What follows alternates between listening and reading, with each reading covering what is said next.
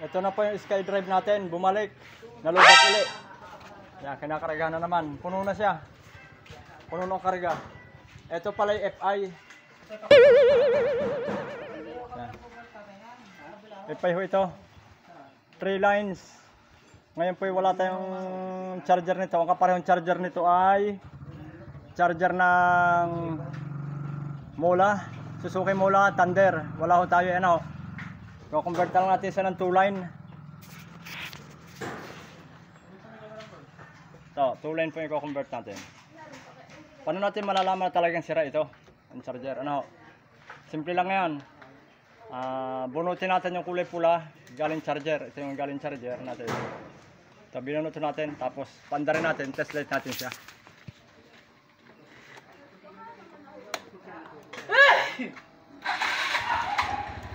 Ayan. Umaandar na po yung unit natin.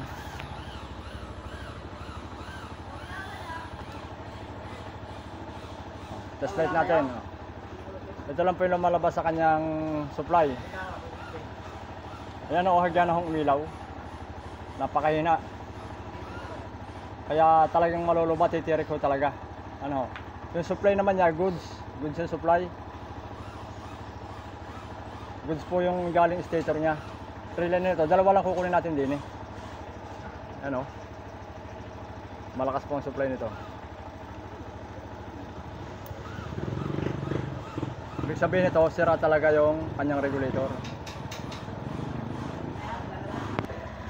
125 lang yan. Ayan o, ang supply niya ay malakas.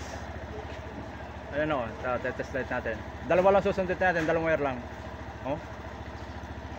Ay, regulator ang papalitan natin. Ganito lang po yan, panoodin nyo.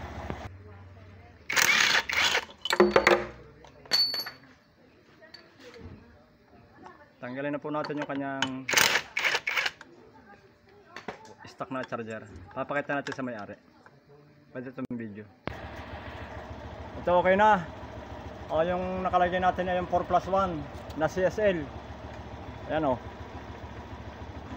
Yan po yung galing battery natin. Papuntang battery. Ang lakas.